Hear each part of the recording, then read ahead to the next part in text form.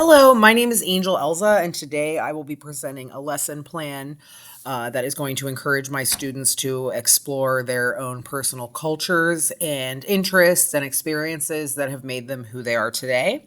The title of my lesson plan is Discovering and Creating Our Selfies in Clay. This is actually an example from one of my Ceramics 3 students at my high school where I teach. She actually is in a pharmaceutical tech class here at school, and she wants to become a pharmacist one day. So when she was considering what to make for her project, and I'll show you a little later in my lesson plan, some of her thumbnail images where she was planning on what she was going to make. But this is representative of her and her future and what she wants to be when she grows up. And she also gave it a really fun little title called Love is a Hard Pill to Swallow, which I think is something a lot of teenagers can relate with. All right, so coming down here, this lesson specifically, I do think that this could be spread out for other age groups, but specifically this lesson plan is for 9th through 12th grade ceramics students. And it will be completed in 15 49-minute sessions, and more time is allowed if needed. So the overview of this project, students are going to be considering their own interests, experiences, activities they like, and they are going to be diving into their culture. I do have some worksheets I'm going to show you in just a second that they'll be able to do that. We also are going to be talking about a few artists who use their own culture and experiences as inspiration for their own artwork. I chose Aisha Agarwal, an Indian-born Australian ceramicist, and then also the Mexican modernist Frida Kahlo. Some of the enduring ideas and essential questions I'll be asking the students: how do the arts reflect values and culture? What do you think about how these artists incorporate their culture into their pieces? Things like that. I do have my standards as well down here, and I use the national standards on this lesson plan. So describing how knowledge of culture, traditions, and history may influence personal responses to art.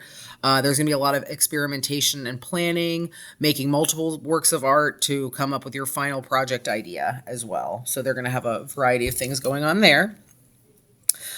Some lesson objectives for our students. They're going to explore artists who express their own cultures and ideas in their artwork.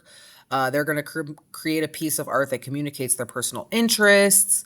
So they're really going to be doing a lot of self-work and self-exploration to find out who they are. And then after this lesson plan, I do hope to share this with different high school teachers across my county. There's about 100,000 students in our county, and I would like to have a group art show to present these students' artwork to the public.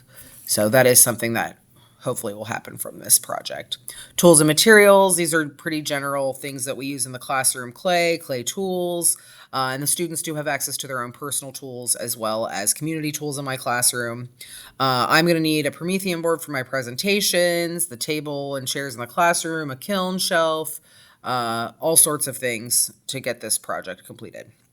All right, now we're going to go through my introduction, where I will introduce the artist to the kids, and then we will do some Kagan activities to get to know each other better. I do have 2 worksheets for the students, and I'll just scroll down to those really quick. And I found those from a Peace Corps website, and I thought they were really great.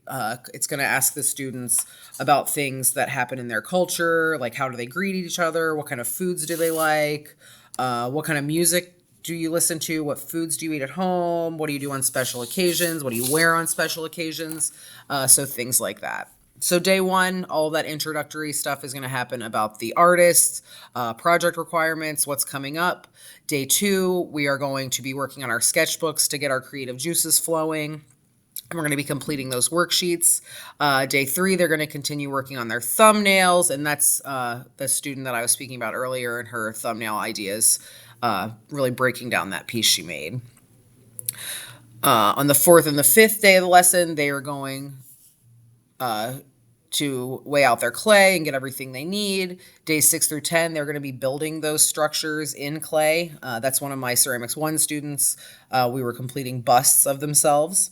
Day 11 through 15, they're going to finalize their surface design, and I will encourage them to use not only glaze and paint, but maybe fabrics and things like that from their culture. Distribution and cleanup, so students are going to be able to just follow the procedures I already have in the classroom.